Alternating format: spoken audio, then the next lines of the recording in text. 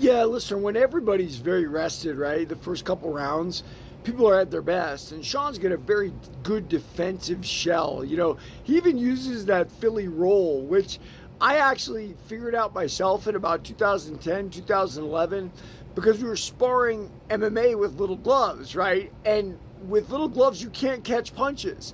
And I'm not really a head movement guy. I'm not a slipper. I'm not a boxer type like that. I mean, I obviously box, but my foot movement and my hands are what cover me up in boxing, whether I'm catching punches or whether I'm covering up. You can't do that in MMA. So there was one time I was sparring at El Nino, and I remember throwing that shoulder up in front of a punch coming at me. I said, oh, that's interesting. That was a Floyd Mayweather thing. Well, Sean took that and patented it, made it its own.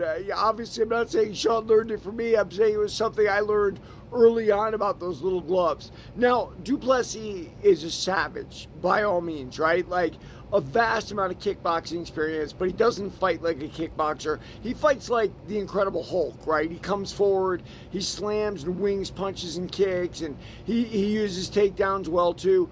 And it was very obvious to me in that fight he was dominating Sean after the first few rounds, like you said. Like, Sean was able to fend him off for a little while, but eventually fatigue and the wear and tear of the fight, the repetitive nature of it, gets you, and it was getting to Sean very clearly. And then after the fight, I talked about it, saying, this is a new champ, that's great, and people went crazy. People called me un-American. People said, I didn't know what I was talking about, and it's not just guys here that maybe don't know me. It was guys in my gym that would argue with me. Like, one of them said, did you actually see the fight? And it's because there's this group think that goes on. And the group think is, this is what's going to happen. And then you can all agree on what happened. It's a little like a court case, right? No witness says the same thing until they all get together and start talking about it. And then there's a pylon, if you will, like where everybody agrees, yeah, this person was terrible, and this is what happened. And, that's how we think as human beings. We're sheep, for lack of a better word.